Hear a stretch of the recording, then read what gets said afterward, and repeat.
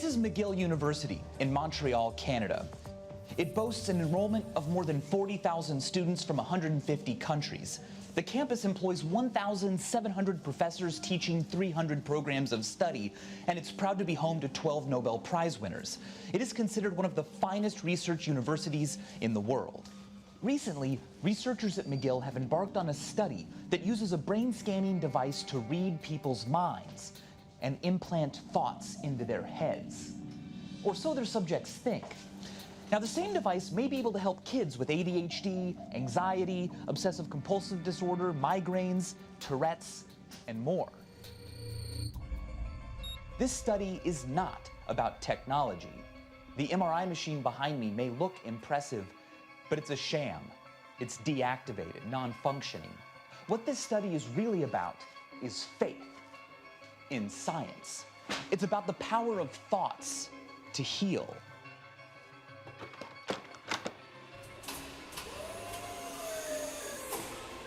All you need is the power of suggestion.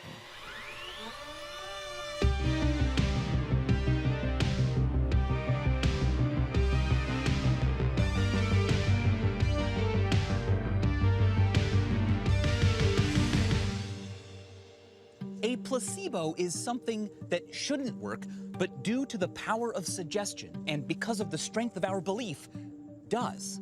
But we don't fully understand yet how they work. There could be an evolutionary explanation. For example, if a small child hurts themselves, negative symptoms like pain and crying can be good. They keep the child safe and still, while signaling adults to come help. When help arrives, even if it has no active effect, the child's brain may feel it has permission to redirect resources away from seeking help and on to actually healing.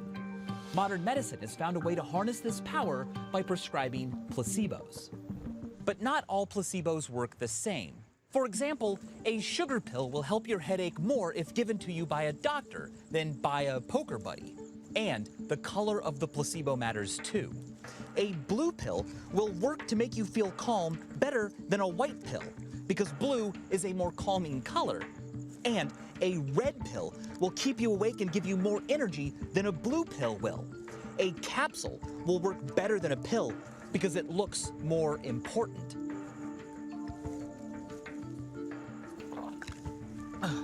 Also, an injection will work better than a capsule because it seems more serious and potent. There's even evidence that fake or sham surgeries have positive effects. It may be fake medicine, but the effects can be real. And not just because the patient feels better psychologically.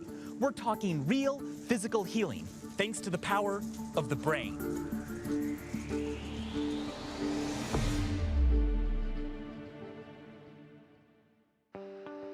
I traveled to Montreal to meet local children struggling with debilitating behavioral and neurological conditions, who would soon find out whether their afflictions could be cured by the power of suggestion. This is Hi. Malaya? Malaya, I'm Michael. Nice to meet you. Oh. 12-year-old Malaya suffers from a common skin ailment, eczema. But she has also developed a skin picking disorder, dermatillomania. And you're starting high school, what, like this year? Early September. Wow, that's a big step. So what kind of things worry you, given the symptoms that you have? Probably the picking. Of your skin? Yeah, I don't know. I find it satisfying to pick. It's kind of gross. Why do you think you can't stop? I'm not sure. Have you tried different things that'll help you stop? Yeah, like in my mind, I'm just like, today you won't pick. You are gonna get rid of this eczema, and then after I'm just like, oh wait, my face is like bleeding. Yeah, And is it embarrassing? Yeah, I like to wear long sleeves because my arms are like, if they're really bad, I'm gonna try to wear long sleeves. How are your arms now? It's like really bad. So, as you can see. And that's all just from scratching and picking? Yeah. 12-year-old Nicholas was troubled by debilitating migraine headaches. So what do you want to be when you grow up? Like I really, really want to be probably like an NHL or an MLB player, one of those two. Nicholas's love of sports is unfortunately also the original source of his suffering. Nice. My first head injury, which was a concussion, I hit my head on a soccer post. And then I hit my head in a game of hockey. After that, I had headaches every single day. I was throwing up, having auras. They're like colors that you see before you have a headache.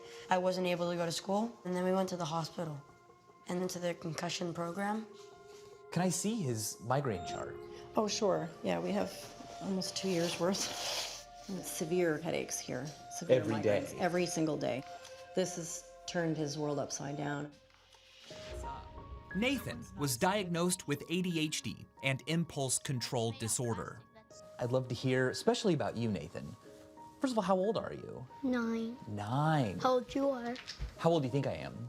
30. That's a very good guess. I'm 31. Ooh. So tell me about, like, before Nathan's diagnosis, what were kind of the symptoms you were seeing? Tantrums all the time.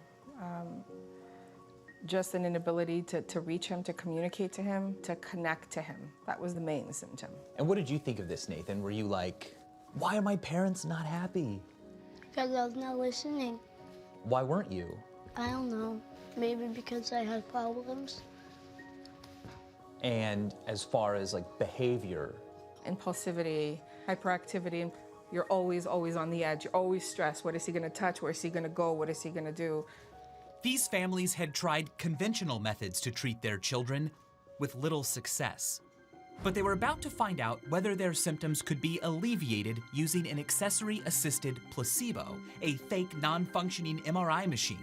This groundbreaking study of the power of suggestion in action is the brainchild of pioneering researchers at McGill University's esteemed RAS lab.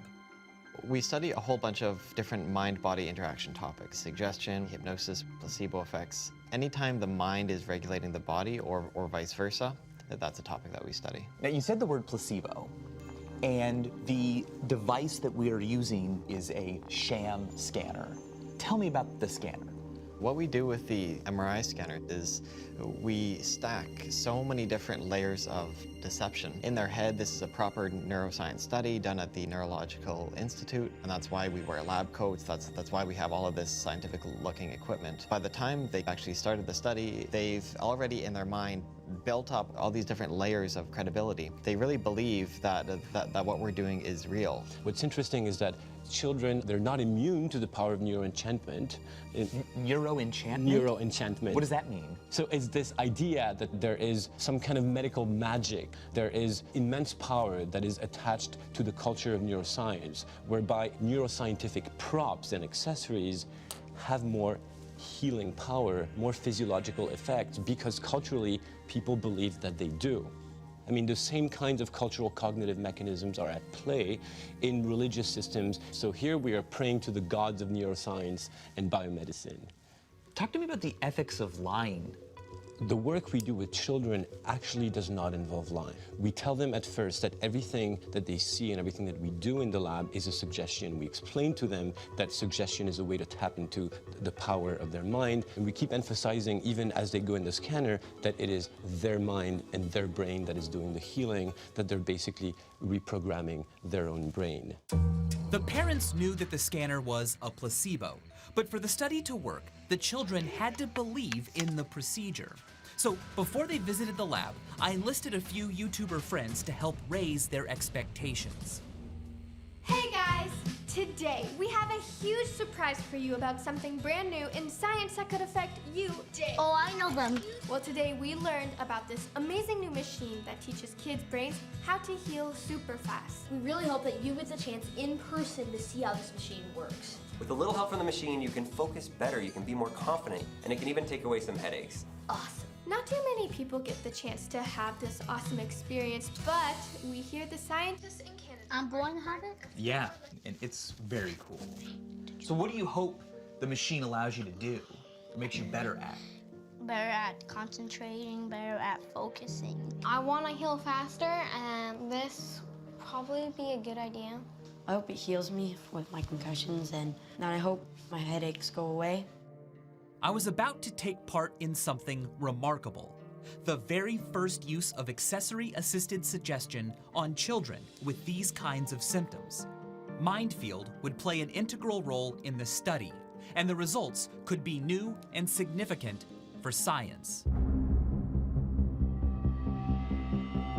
On the day of the first session, several measures were put in place to heighten the children's neuro-enchantment.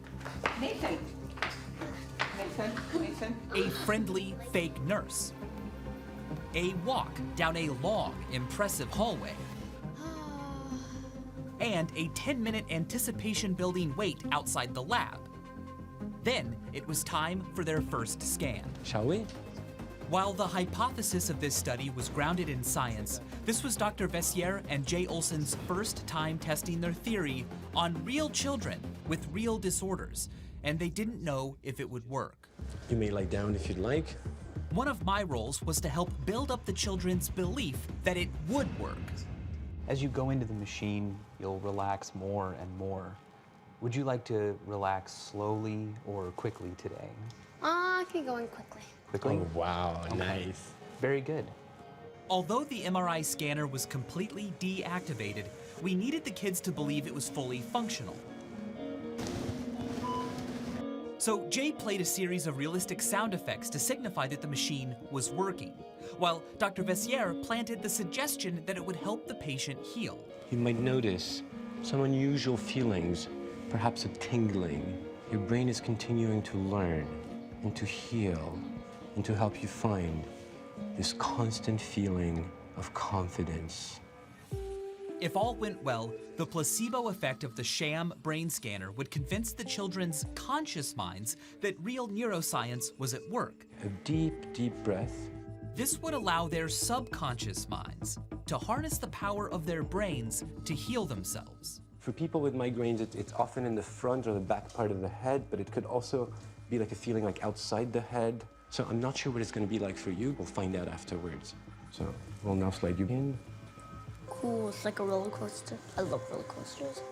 The deeper you go in, the more you'll relax. Okay, I want to go all the way deep. I feel more stronger beeps. I know. This is because you're already at level 3. You might notice a deeper feeling of relaxation. Yes, I can feel it. Can we go a little bit deeper, please? Yes. Oh, my whole entire feet. Nice. The scientists at McGill believe the children's brains have always had the ability to control their symptoms. The children just needed to believe it themselves. Yeah, so the beeps can sometimes make people sneeze as a sign that they're relaxing just very deeply. Right. Very well. You did very, very well, Nathan. The children all appeared to enjoy the procedure, and the researchers and I did our best to reinforce their neuro-enchantment. So when you heard the first set of beeps and the second set of beeps, did you notice feeling them in different parts of your body? Well, the first time I went in the machine, I kind of felt it here. Okay, good. What level was she taken to today? Level 2. Level 2? Yeah, level 2 is great, yeah. Yeah. When I was in the machine, I felt like I was going like backwards and forwards. Okay, that's very good. That's a very good sign. You might have noticed how you were yawning. Honestly. That's great. For a kid with hyperactivity, Nathan was already appearing calmer. But before our young subjects left the lab, Dr. Vessier bolstered the suggestion that today's session would help them continue their healing process. So I know for sure that you're going to be more relaxed, much, much less anxious. I would not be surprised at all if the scratching really diminished to no scratching at all. The amazing thing about the brain is that it has this fantastic power to heal itself. But now what we've been able to do here with the power of suggestion is to get your brain to work faster and better all the time. So how do you feel? Amazing. Oh, nice. Mindfield provided the RasLab with Octopus by Joy smartwatches. Lefty rules. They were specially programmed to remind the children in between visits that their brain was healing itself. Just having the watch with you will make you feel better. But it's not the watch or it's not the machine that's making you feel good, it's your own brain. In 6 weeks, we would return to the lab to check in on their progress.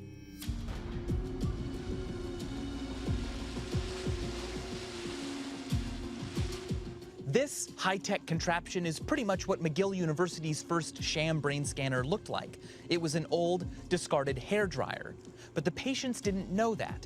In the original study, 56 undergraduate students were told that it was able to reduce pain, cause amnesia, influence sexual attraction, and produce various other impressive effects. The lab's new, more modern sham brain scanner shows even more promise. And I was invited to participate in its test on a whole new group of adult subjects. Okay, so you can come in here and just grab a seat. Yes. These college students are fully aware of what's possible today with neuroscience. Could even they be neuroenchanted enough to believe in the impossible, that an MRI scanner could read their thoughts? We're looking at cutting-edge psychological research. Okay. Yes, it's part of the Neural Activation Mapping Project. We're going to be putting you in an MRI, so it's a modified one. It's called the CTMS fMRI. Okay. So combined transcranial magnetic stimulation, functional magnetic resonance imaging, which is a big word just meaning it can both read and influence thoughts. All right. Okay. So you'll be choosing a number from 10 to 99. Okay. And then from looking at your neural activation patterns, Dr. Vessier here will try to infer which number you're thinking of. Interesting. Okay. Okay, great. Most adults know the basics about MRIs, so we made sure to cover every detail. In this scanner, the magnetism is a lot less. Okay. And it's good for the documentary team because it means they can bring cameras. So that said, we do have to remove the metal. Got it. All this. After this realistic but completely unnecessary step, it was time to begin our fake mind-reading experiment. So we're going to start the calibration, so try to stay very still. Of course, there was actually nothing to calibrate, but we were conditioning our subjects with the expected procedures, sights, and sounds of a real MRI study. Okay, think of the number 1. The subjects were asked to concentrate on the numbers 0 to 9, while the machine supposedly mapped parts of their brains. Think of the number 9. Dr. Vessier and I remained in character at all times, pretending to analyze the subject's brain activity. But the images on our screens were actually old MRI scans from former patients. Is the calibration good? Looks pretty good to me. With our subject now primed, it was time to convince her that the scanner could identify a number she was thinking of by reading her mind. You're going to choose a number from 10 to 99. Okay. You're going to hear a beep, then you'll hear a second beep. So you're always making your decision between the two beeps. Okay. Okay? Got it. So I'll slide you in.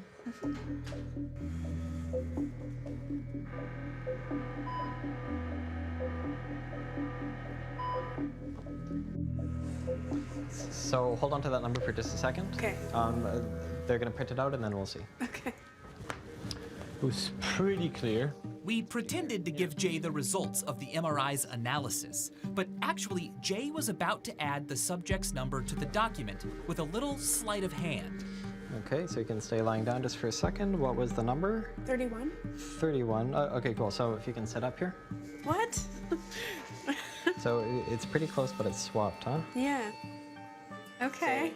That miss was actually intentional, so the results didn't appear to be perfect, adding to the realism. So you're doing well. We'll do another trial of this, the same thing, okay? I'll slide you in. Michelle thought of a new number. Would the scanner get it right this time? Super clear. It's clear. Really good It's clear. this time. All right, they think the signal is clear. What was your number? 27. 27, did you say? 27. Okay, great, yeah. So if you can sit up here. Yes. Oh, wow. What? I don't understand. Crazy. So you chose 27. Did. And the technician thought 27. Yeah. as well. Okay. Yeah. Oh, wow. How does that feel? I didn't expect it to be so specific. Yeah. A lot of different areas in the brain could be lighting up just to think of the concept of a number. What do you know? It worked. Thanks to the wonders of science, or rather, the skills of Jay, who in addition to being a neuroscientist, happens to be a professional magician on the side. While Jay won't reveal the secret of the trick, the mind-reading illusion is very similar to the mentalist tricks that have entertained audiences for over a century. The only difference is that when audiences see the stunt performed in a magic setting, they think it's a great trick, not real science. The machine had 89. That's cool. However, in the impressive scientific setting of the Raz Lab, these subjects thought our magic trick was real science. Oh my God. They didn't realize that the real science they were experiencing It's pretty cool. was the power of suggestion. Oh, wow. A dose of neuroenchantment this powerful can make for a formidable and effective placebo. I want to talk about the physical sensations. Sure. What was your experience? It felt like a headache was coming on. It sort of felt like tingling through my head. Where? Just through this area. Like this whole area felt more like full. I felt like a sort of a pressure or something like that. It was a strange feeling. So this, Like back here a little bit. in the back? Yeah, a little bit in the back. Somewhere in the back of the head, right? Yeah. Interesting. Some tingling inside my head. Okay. I want to hear what it felt like to have your mind read. That was very strange. I think I was probably skeptical, like going into it, and then I couldn't figure out as I was thinking, like how that would happen otherwise. And so I'm just, I think, in a baffled state. Yeah. It was time to clear up this baffling mystery. So, some deception has been going on today. Dr. Olson is not reading your mind. Neither is this machine. This machine is deactivated. Oh, All the okay. noises were coming from a speaker. It was an illusion. Oh my God. That's pretty cool. Dr. Olson is not reading your mind. No. The sounds you're hearing are not magnets, it's just from a speaker. The machine in there is actually deactivated. It's not working. Wow, it's like placebo. Yeah, so that's exactly what it is. Now imagine tapping into this power for other effects, like healing, for example. Right. Wow. I definitely believe the placebo effect is alive and well.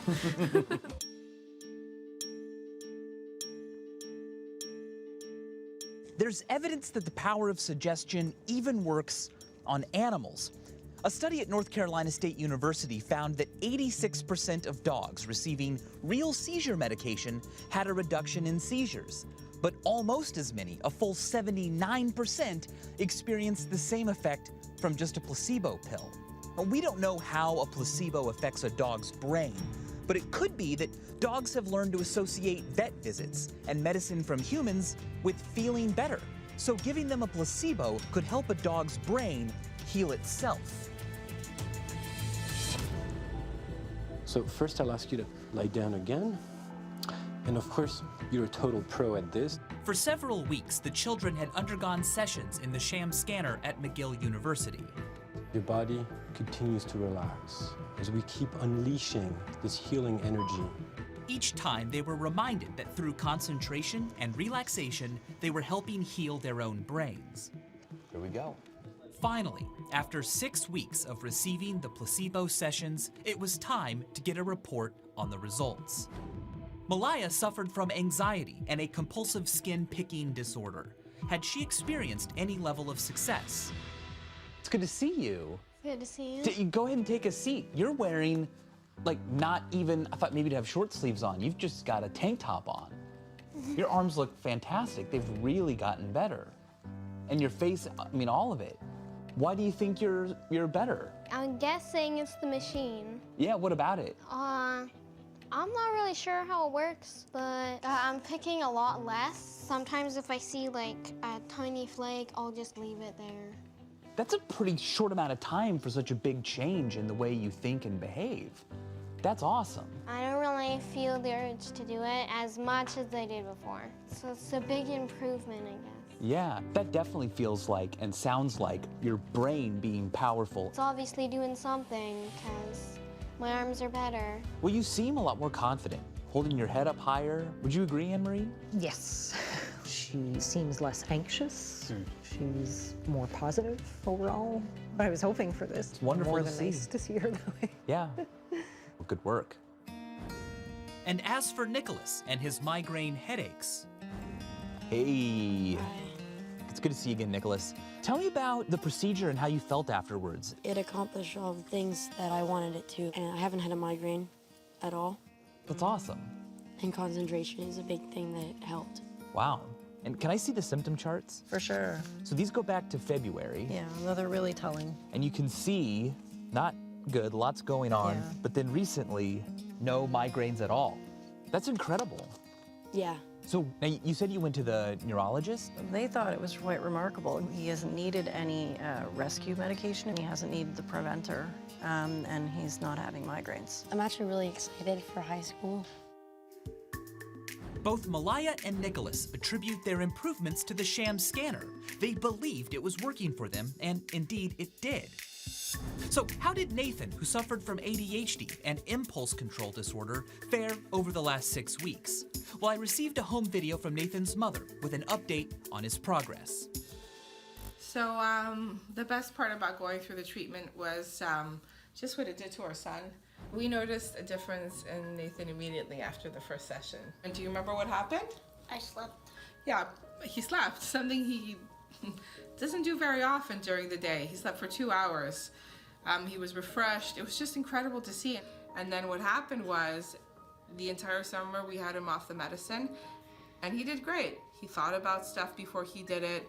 We were able to talk things out, and it's been fun. So overall, we're very pleased, and you know, we had such a great experience, so thank you very much. The children's results are encouraging and a powerful sign of how effective suggestions and our willingness to believe them can be. In time, the kids will understand how all of the power was within them and not in the scanner. This work is truly cutting edge. It hasn't been done before. Correct. We also think of this as a great new way to do science and to collaborate. So much more of the public will see what's being done. Yes, science isn't just about publishing a paper that nobody reads. It's about spreading the ideas that you find. 100%. As far as I'm concerned, you're already a co-author in our scientific experimental paper. Wow, very cool. Thank you.